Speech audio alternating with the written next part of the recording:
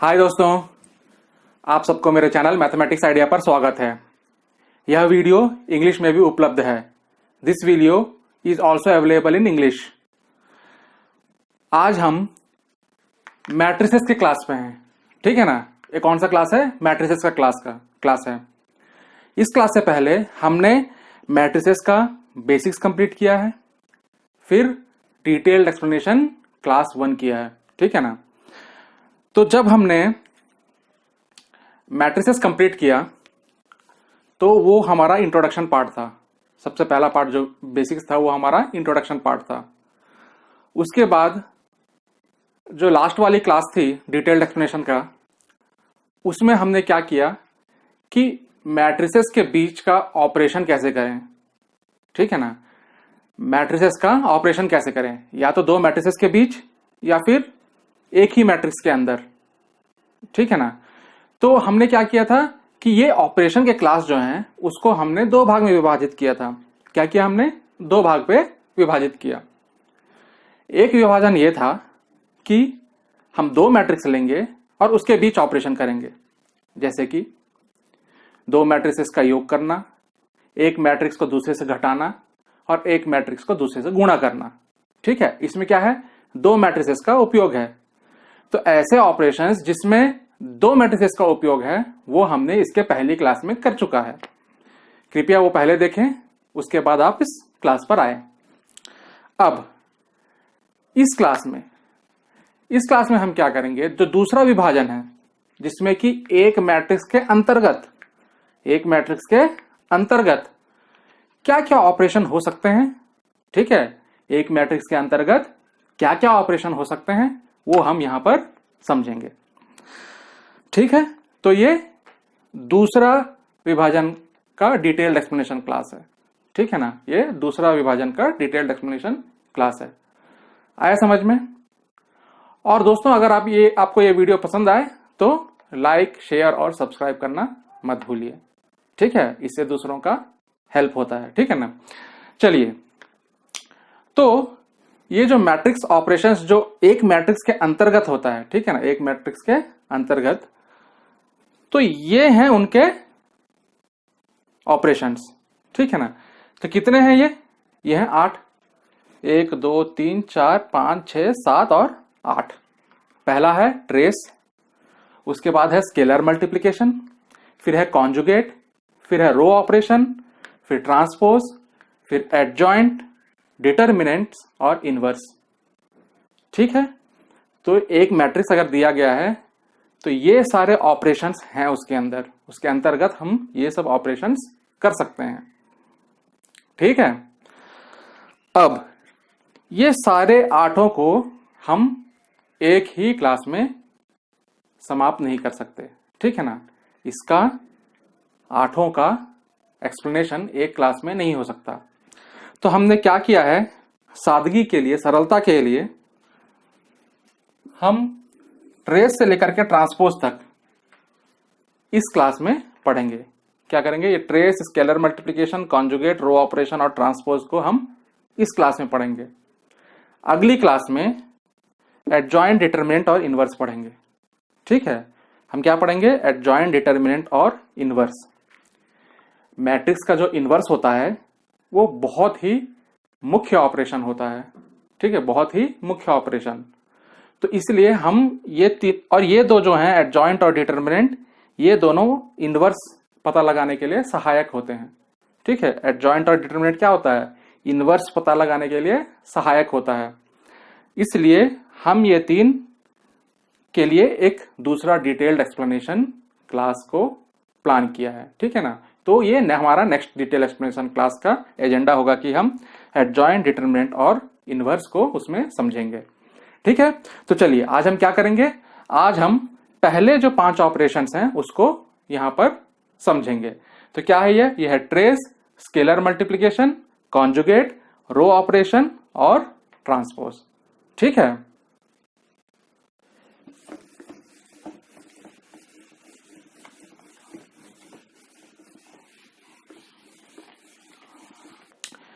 तो डिस्कस करते हैं कि ट्रेस क्या होता है, ठीक है। ट्रेस जो होता है वो होता है डायगोनल एलिमेंट्स का सम। ठीक है ना, अब ये समझेंगे क्या होता है ये। तो ये हमारा लेआउट रहेगा। अब जो भी हम कॉन्सेप्ट समझेंगे उसमें क्या करेंगे कि हम ए मैट्रिक्स लिखेंगे। ए मैट्रिक्स को हम कैसे लिख सकते हैं, हमने बेसिस क्लास पे ये डिस्कशन किया था। ठीक है ना, तो ए मैट्रिक्स को हम लिख सकते हैं A11 A12 A13, जो कि पहला रो पहला कॉलम, पहला रो दूसरा कॉलम, पहला रो तीसरा कॉलम। A13 मतलब पहला रो और तीसरा कॉलम। तो वैसा करके ये सारे हम एलिमेंट्स को लिख सकते हैं। ठीक है ना, दूसरा रो पहला कॉलम, दूसरा रो दूसरा कॉलम, दूसरा रो तीसरा कॉलम, तीसरा रो पहला कॉलम, तीसरा रो दूसरा कॉलम और तीसरा रो तीसरा कॉलम। ठीक, तो ये हमारा क्या हो गया, एक मैट्रिक्स का रिप्रेजेंटेशन हो गया। ठीक है ना, एलिमेंटल फॉर्म में। जब ये मैट्रिक्स का ऐसे रिप्रेजेंट कर दिया तो इसके किसके लिए सहायक होता है, ये हमें एलिमेंट्स को पहचानने के लिए सहायक होता है। ठीक है ना, ये हमने पहले बेसिक क्लास में समझा है। ठीक है, तो हमने क्या बोला अभी, मैंने बोला कि ये ट्रेस जो है वो डायगोनल एलिमेंट्स का योग होता है। तो इसमें डायगोनल क्या है, ये 1 1 2 2 और 3 3, ये एक डायगोनल होता है। ठीक है ना, एक और डायगोनल ऐसा भी होगा, उसके बारे में हम बाद में समझेंगे, लेकिन ये डायगोनल समझिए जो कि 1 1 2 2 और 3 3 है। तो हम ये डायगोनल से अब क्या समझे, हम ये समझे कि डायगोनल के एलिमेंट्स जो हैं उसके आई और जे का मान दोनों सेम होता है। ठीक है, तो पहले मैंने बेसिक क्लास में बताया था कि किसी भी एलिमेंट को हम ए आई जे के रूप में लिख सकते हैं। किसी भी एलिमेंट को हम ए आई जे के रूप में लिख सकते हैं, जहां की आई जो होता है वो उसके रो का मान होता है और जे होता है उसके कॉलम का मान होता है। ठीक है, आई क्या होता है, रो का मान, और जे होता है कॉलम का मान।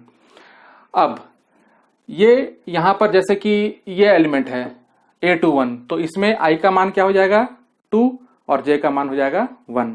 ठीक है, तो ये होता है अपना ए आई जे के फॉर्म में हर एक एलिमेंट्स का रिप्रेजेंटेशन। अब इसका ट्रेस क्या लिखेंगे, तो ट्रेस का को संबोधित करते हैं टी आर से। ठीक है ना, ट्रेस को संबोधित करेंगे टी आर से, और जिस मैट्रिक्स का निकालना है ट्रेस वहां पर रख देंगे ए। तो ये टी आर ए का मतलब होता है ट्रेस ऑफ मैट्रिक्स ए।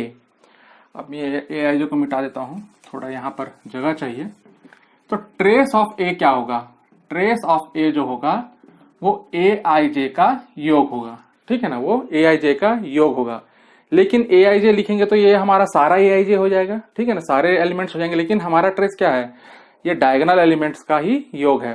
तो ए आई जे क्या होगा, यहां पर आई का मान जो है वो 1 से लेकर के 3 तक जाएगा, और जे का मान जो है वो 1 से लेकर के 3 तक जाएगा। क्यों 3 तक, क्योंकि ये जो मैट्रिक्स है वो 3x3 मैट्रिक्स है। ठीक है ना, 3 रो है और 3 कॉलम है। ठीक है, 3 रो और 3 कॉलम है।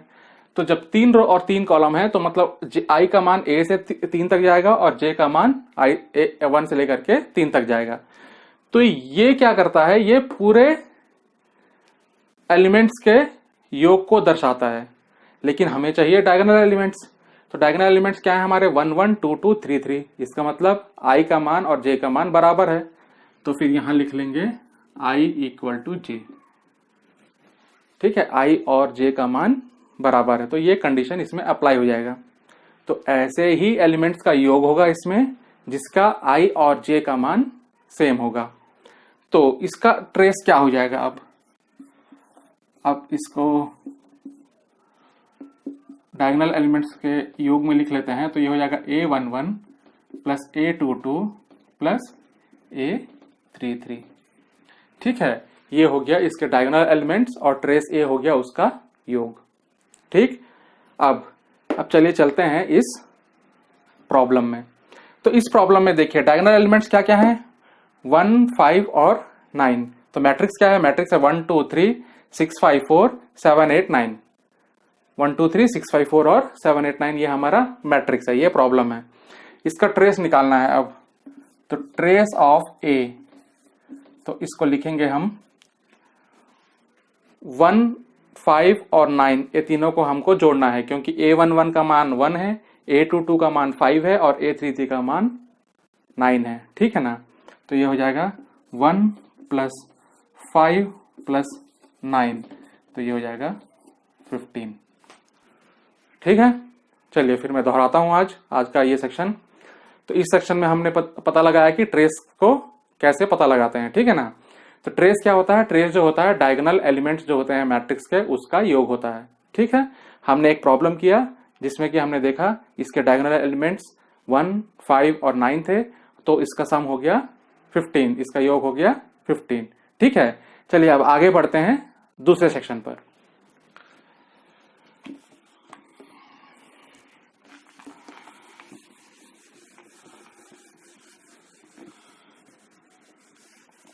तो अब आगे बढ़ते हैं। ये सेक्शन में हम डिस्कस करेंगे कि स्केलर मल्टीप्लिकेशन क्या होता है। स्केलर क्या होता है? स्केलर एक कोई भी नंबर होता है। ठीक है, जैसे नंबर हो गया 1, 2, 5, 10, ये सब संख्याएं जो हैं, ये सब नंबर जो हैं, ये स्केलर होते हैं। ठीक है ना। तो ये स्केलर का हम गुणा करेंगे पूरे मैट्रिक्स के साथ, मैट्रिक्स के जो सारे एलिमेंट हैं उसके साथ गुणा करेंगे। तो ये जो स्केलर है उसको हम लिख लेते हैं k के साथ। ठीक है, स्केलर को क्या लिखेंगे हम? k के साथ। k के साथ स्केलर लिखने के बाद इसको हम ये मैट्रिक्स के साथ गुणा कर रहे हैं। k का गुणा मैट्रिक्स के साथ हो रहा है, तो हमें जो भी इसके एलिमेंट्स मिलेंगे वो हो जाएंगे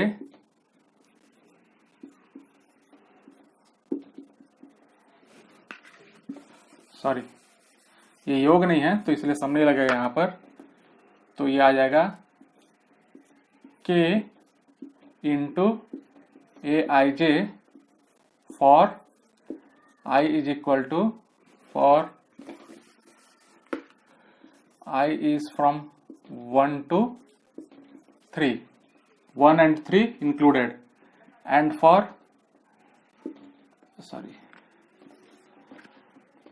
j is from 1 to 3। ठीक है, तो ये क्या है? ये के ए जो होगा वो होगा के ए आई जे होगा। ठीक है, जहां पर कि i का मान जो है 1 से लेकर 3 तक होगा, जिसमें कि 1 और 3 शामिल होंगे। ठीक है ना, तो 1, 2, 3। ठीक है, और j भी है, j का क्या होगा? मान 1 से लेकर 3 तक जाएगा, जिसमें कि 1 और 3 भी शामिल है। ठीक है, तो ये हो जाएगा स्केलर मल्टीप्लिकेशन, और उसके जो हर एक एलिमेंट होंगे मैट्रिक्स के वो होंगे के ए आई जे। ठीक है, अब चलिए अब देखते हैं, ये इसमें एक प्रॉब्लम लेते हैं और इसका हल करते हैं। k का मान हम ले लेते हैं 2, k का मान हम 2 ले लेते हैं। तो जो स्केलर मल्टीप्लिकेशन होगा वो होगा k इंटू ए। इसका मतलब पहला i और j दोनों का मान 1, 1 है, तो पहला वाला एलिमेंट तो 2 इंटू 1, और दूसरा एलिमेंट 2 इंटू 2, तीसरा 2 into 3, 2 into 6, 2 into 5, 2 into 4, 2 into 7, 2 into 8 और 2 इंटू 9। तो ये जो मैट्रिक्स हमारा बनेगा अंत में वो होगा 2, 4, 6, 12, 10, 8 और 14, 16, 18। आया समझ में? तो वो हमारा प्रोडक्ट करने के बाद लास्ट में वो वाला, अंत में हमें वो वाला मैट्रिक्स मिलेगा। ठीक है, तो k जो हो जाएगा वो हो जाएगा 2, 4, 6, 12, 10, 8 और 14, 16, 18। ठीक, तो आया आपको समझ में स्केलर मल्टीप्लिकेशन क्या है? तो मैं दोहराता हूं, स्केलर मल्टीप्लिकेशन जो है, जिस स्केलर नंबर से आपको मल्टीप्लाई करना है उस स्केलर स्केलर नंबर को हम क्या करेंगे? हर एक एलिमेंट के साथ मल्टीप्लाई कर देंगे, तो जो मैट्रिक्स बनेगा वो हो जाएगा इसका रिजल्ट। ठीक है ना। चलिए अब हम आगे बढ़ते हैं दूसरे सेक्शन के लिए।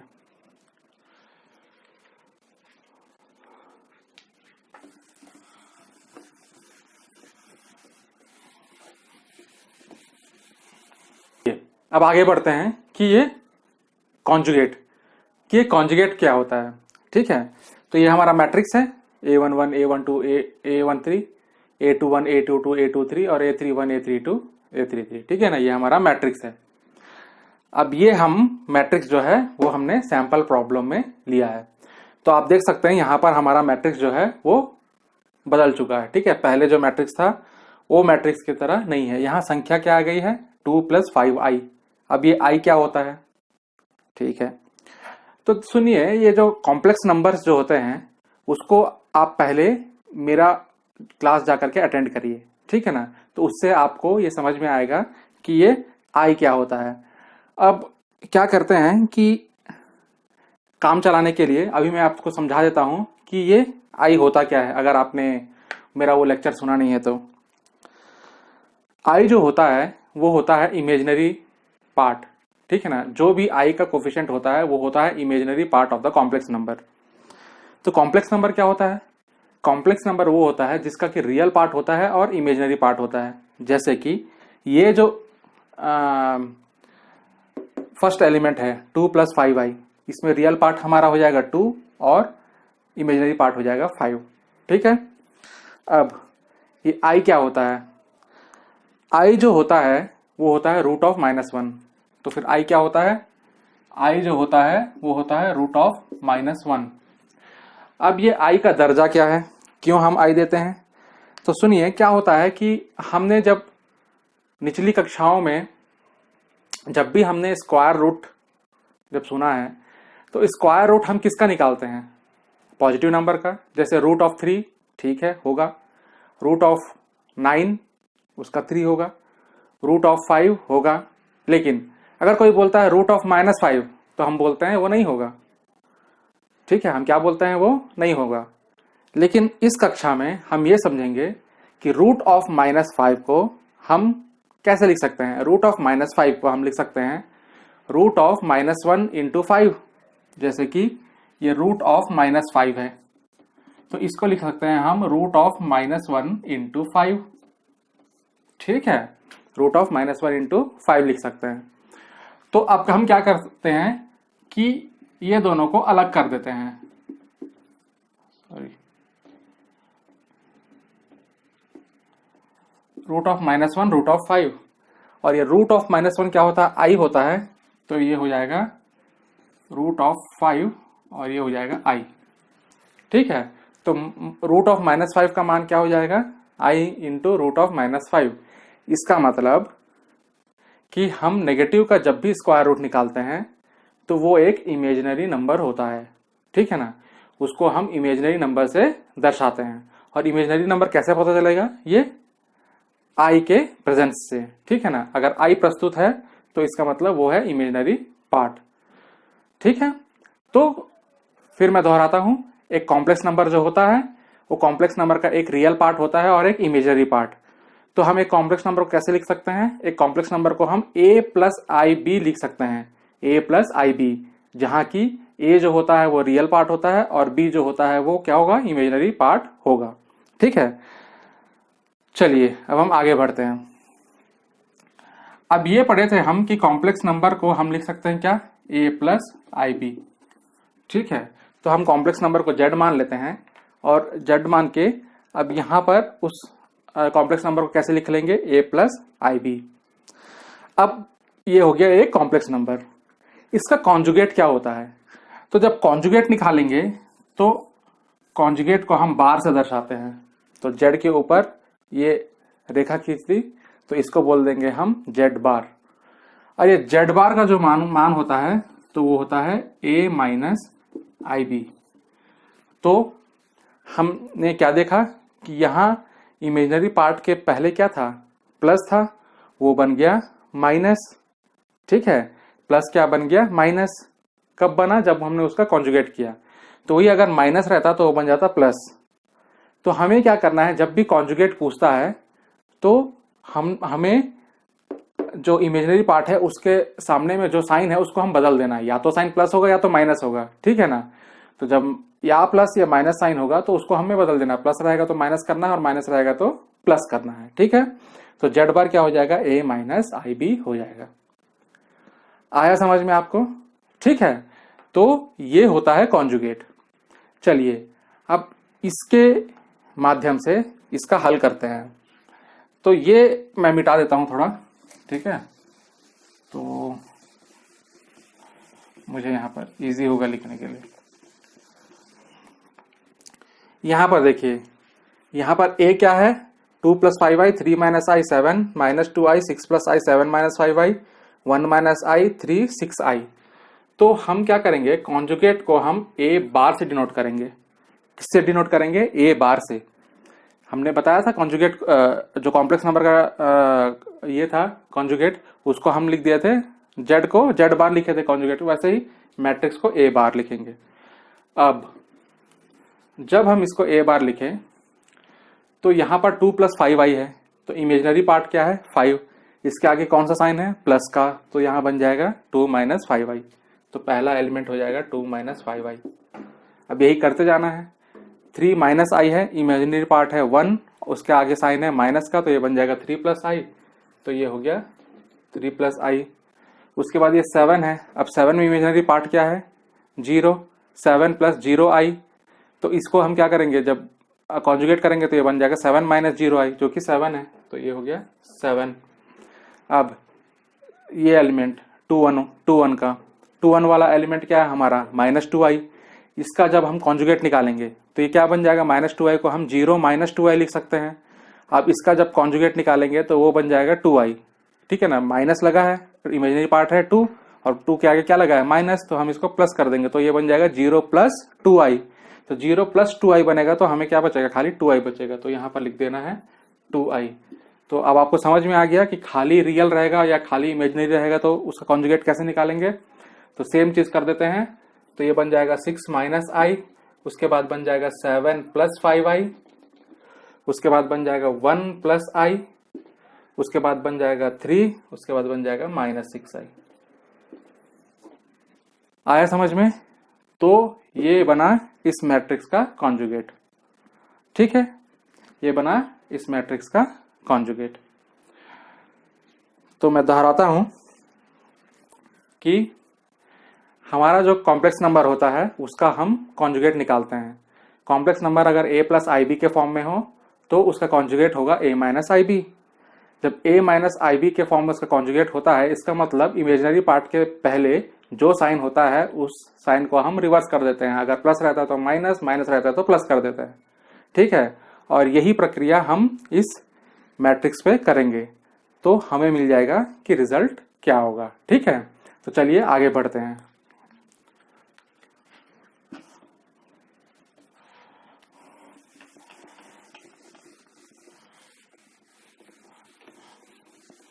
दोस्तों चलिए आगे बढ़ते हैं।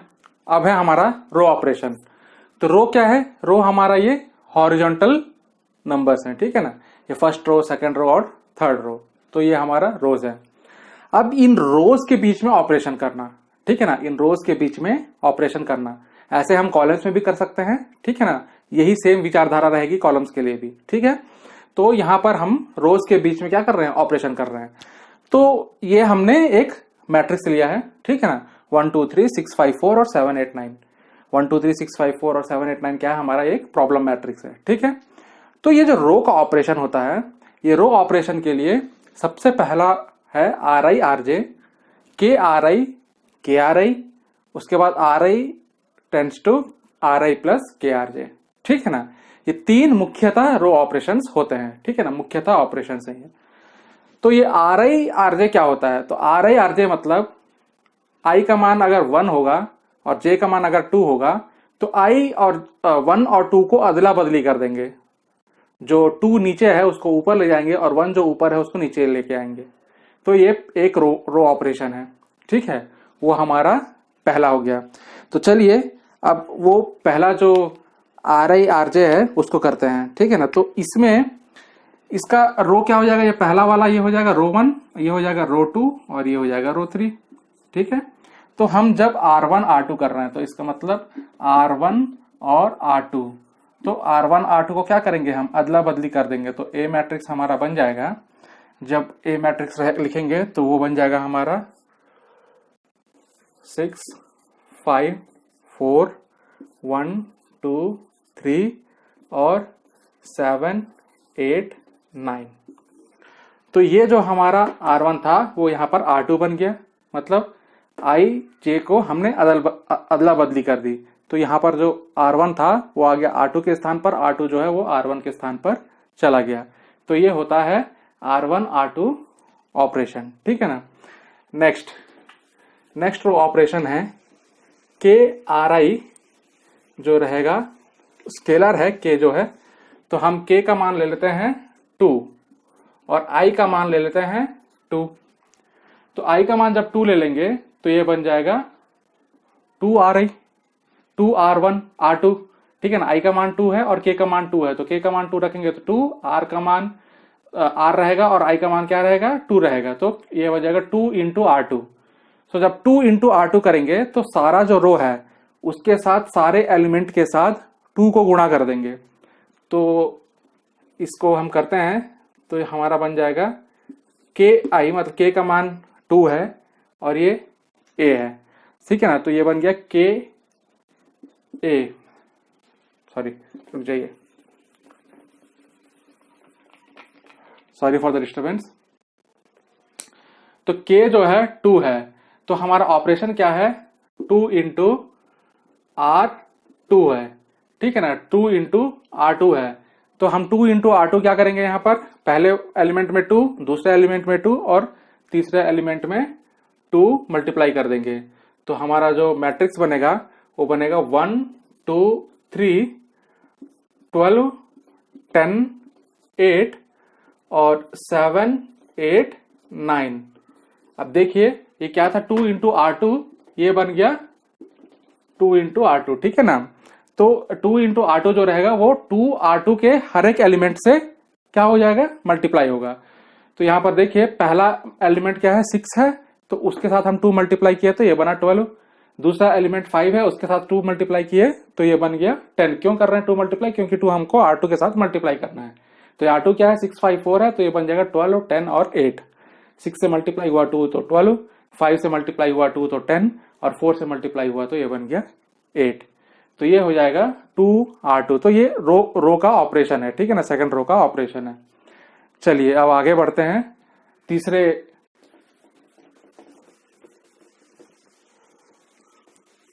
रो ऑपरेशन पर, ठीक है ना।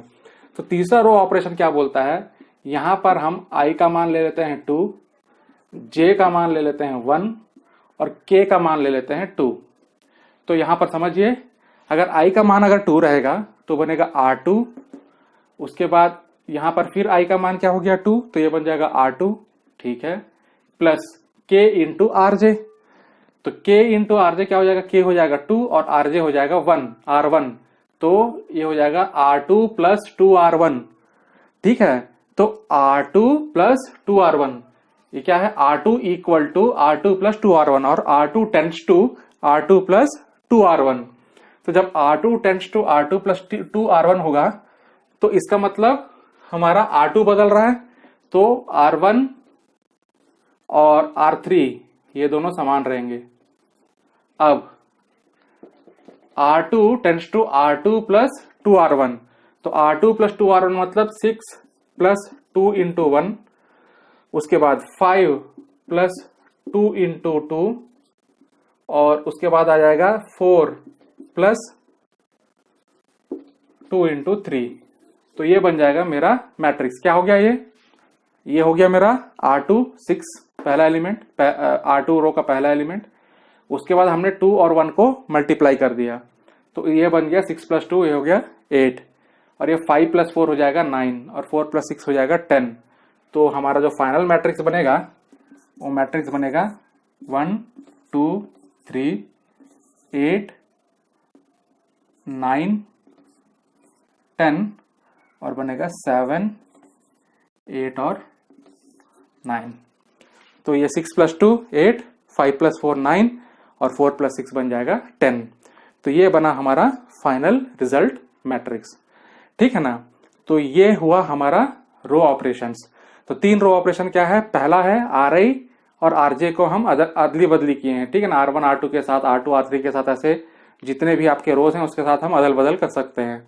उसके बाद क्या किया हमने, एक स्पेसिफिक रो को एक स्केलर के साथ मल्टीप्लाई कर दिया, जैसे कि RI मतलब यहां पर हमने ले लिया था 2, तो R2 जो है उसके जितने भी एलिमेंट्स हैं उन सारों के साथ हमने 2 का मल्टीप्लीकेशन कर दिया। उसके बाद RI tends to RI plus K RJ, इसका मतलब R2 जो है वो हो जाएगा R2 प्लस 2 इंटू R1, ठीक है ना। J का मान वहां पर 1 था, तो हम ये दो रोज हैं उन दोनों का क्या किए हैं, योग किए हैं, ठीक है ना। तो ऐसे ही हम घटा भी सकते हैं, एक रो को दूसरे के साथ घटा सकते हैं, ठीक है ना। तो ऐसा हम कई ऑपरेशंस कर सकते हैं। तो ये 3 ऑपरेशंस मुख्यतः है, ठीक है। तो चलिए अब हम आगे बढ़ते हैं।